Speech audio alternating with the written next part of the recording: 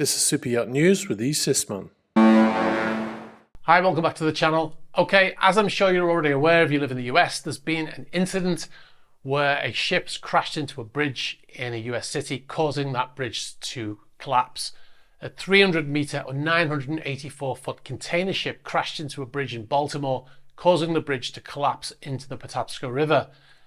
Now, this happened at 0130 hours this morning, 26th of March. The vessel actually hit the bridge at that time. Now, why are we talking about it on the channel? Because there's an awful lot of coverage and it's kind of out of our wheelhouse. The reason why we're going to talk about it is we're going to talk about specifics of using AIS data. We're also going to talk about the equipment that the ship will have that will help the investigation when it comes to it, because some of the reports that we've seen on TV from CNN and other organizations, the people that they've got on to talk don't seem to know what they're talking about. So that's why we are making a video on this subject. Now, between 7 and 20 people were reported as being on the bridge and maybe in the water even hours after the incident. The bridge is called the Francis Scott Key Bridge. Now, the bridge connects two major counties in the Baltimore area and it's part of the Interstate 695. Now, the rescue is focused on the water right now, with smaller vessels searching for people in the water, and they even have divers searching for the vehicles that were on the bridge that fell into the water. They're looking for survivors. However, after this number of hours, it's unlikely that they're going to find anyone alive because of the water temperatures. The temperature in the water is reported to be 8 degrees Celsius, which is 46 degrees Fahrenheit. Now, in water temperatures that cold, a person could only survive for a few hours. Now, in water between 4 and 10 degrees Celsius, which is 40 to 50 degrees Fahrenheit, you would be exhausted and probably unconscious after at least 30 minutes, or as little as 30 minutes up to 60 minutes, you'd be unconscious. And the expected survival time in those temperatures is 1 to 3 hours. Now, of course, there can always be exceptions, and they will continue to search until they're satisfied they've done a full search. Now, the vessel is called MV Dali. It's a container ship, 300 meters or 984 feet, as we said. It has a beam of 157 feet, which is 48 meters. That's the width. 95,000 gross tons. The ship was built in 2015, registered in Singapore, and the ship was heading to Colombo in Sri Lanka, according to AIS data. Ship was filled with hundreds of containers. They would have all been full of stuff. Now, part of the bridge collapsed onto the ship, and as such, those containers would be a hazard of possibly falling into the water. Obviously, there's potential people in the water right now, so there's obviously that as an extra danger. Now, if we look at the track of the vessel on AIS, we can see the ship seemed to be on course and traveling at 8.7 knots until a few seconds before the accident. Then the ship seems to veer off course. Now, according to the AIS data, she starts to slow down about 500 meters out from the bridge, down from 8 knots to 6 knots. And that could have just been a caution for going under the bridge. It's unlikely. It seems to be that they knew there was an issue and started to try to slow the vessel. Now, we have to understand the track may not be 100% accurate. The incident happened in a very built-up area, and that can have an effect on GPS, which is what AIS uses to work out its position. So just bear that in mind. However, assuming the track is accurate, we can see the ship does appear to veer off course just before hitting that bridge if we play back that footage. Now, a ship sailing under this bridge would have seen a number of navigation lights, which would have shown the channel that they needed to take. Plus, they would have already plotted their course on the Ectus to show where they needed to go. Also, there should have been a pilot on board. A pilot is a local qualified captain whose job it is to bring ships into port and take ships out to sea. In fact, Chesapeake Bay is the longest pilotage route in the US on the East Coast, with nearly 200 miles of waters. Now, according to the Association of Maryland Pilots, each ship engaged in foreign trade coming to Maryland port is required to take on a local ship handling specialist, known as a pilot, to navigate the vessel safely into port. Pilots are regulated by the state of Maryland under the Department of Labor State Board of Pilots. Now, watching a number of reports on the subject, I saw this report from CNN. Andy, you mentioned, again, we're being careful to speculate about whether this was an intentional or accidental impact. And you did talk about sort of the follow-on effects, but when they're trying to figure out actually how this occurred, what sort of data tends to be available in these investigations? I mean, are they looking at computers on the ship? What do you know, or what can you kind of tell us in terms of what sort of information threads are available for them to pull on beyond just obviously, of course, interviewing the individuals who were in charge of piloting the ship? Sure. So, a lot of that depends, Casey, on how, on the details of the ship, how old it is, what sort of technology it's equipped with. So that's going to really set the table in terms of what sort of information or data you have to work with. But you can imagine the entire kind of scope of GPS data and systems data that really will show you exactly when the ship was last kind of put on the course that brought it to impacting that column, the number of people who were involved in piloting the ship at the time, the sort of inputs that those folks were delivering into those systems that steer the ship. There's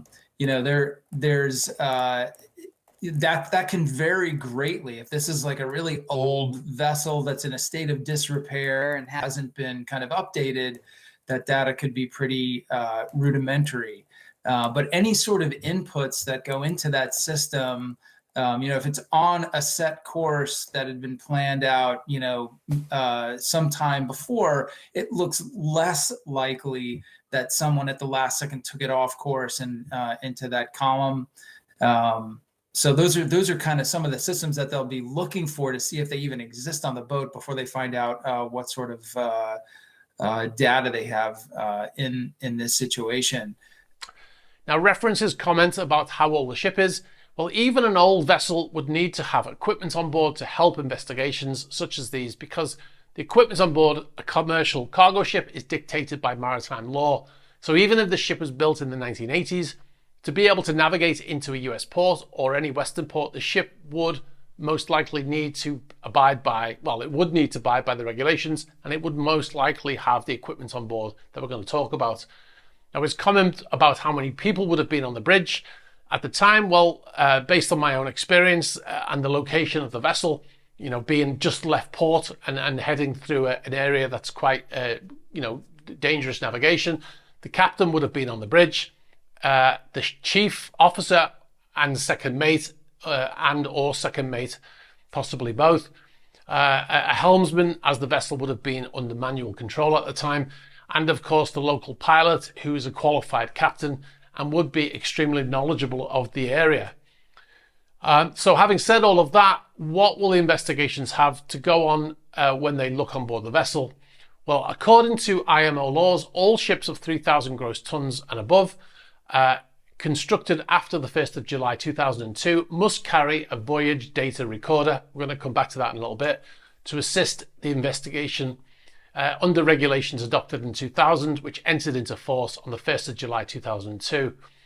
Now, there are some exemptions to that. It says in the IMO rules, it says that administrations may exempt ships constructed before 2002 from being fitted with a VDR where it can be demonstrated that interfacing a VDR with the existing equipment on the ship is unreasonable or impracticable. I have to say that would be extremely rare. Now, however, it should be noted that this ship was built in 2015, so this is not an issue here. So this VDR, or Voyage data recorder, is similar to what you have on an aircraft, which is often known as a black box, right? So what is a VDR and how does it work? Well, the VDR stores ship's data, and it's required to store at least 12 hours, meaning a 12-hour window of operation leading up to the accident. Now, many modern VDRs can store data for much longer periods now. Now, in the event of an incident, a button is pressed on the VDR unit and it will dump all of that data from the last 12 hours into a file. Now, what data does a VDR store? Well, the VDR has a data collection unit, a DCU, that pulls in data from all the integrated sources on the bridge. The VDR must record at least the following data: date and time, ship's position, speed and heading, bridge audio, communication audio from the radios, radar data, ECDIS data, echo sounder, main alarms, rudder order and response, hull opening, doors the status of any openings on the ship, watertight and fire door status, speed and acceleration, hull stresses, wind speed and direction. So you can see there's an awful lot of data is stored by the system. So every possible bit of data, as mentioned, from the ECDIS, which is the ship's satellite navigation, if you like, down to even the conversation on the bridge at the time of the incident, that will all have been recorded. So everything that they were saying, there's microphones situated around the bridge, even on the bridge wings, so they can listen to what's being said. Now, of course, we're very far away from a report on the incident. Right now, they're still in a rescue mode, but that will likely become a recovery operation very soon because of those weather conditions that we mentioned and the amount of time that you can spend in the water. Although it's very likely they will continue to search until all of those people have been recovered, regardless of their condition, right? Now, the likely causes. Now, of course, this is just speculation, but the likely causes based on past accidents is human error. Almost 80% of maritime accidents can be attributed to human error, according to various studies over the last 30 years. Another possible cause is a systems malfunction on board. Now, many modern bridges are now fly-by-wire. You might have heard this phrase before, meaning that the movement of helm controls are converted into electronic signals and then transmitted by wires to control computers, which determine how to move the actual controls, like the rudders and throttles, etc. It's all done by fly-by-wire now.